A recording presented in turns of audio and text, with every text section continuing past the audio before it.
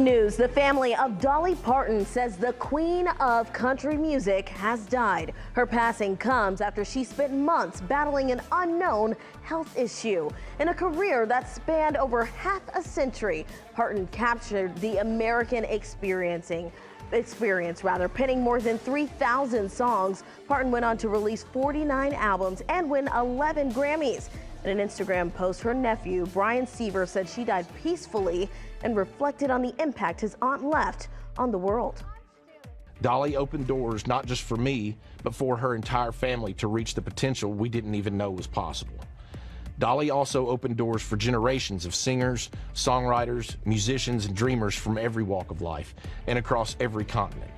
By her example, we believed that anything was possible.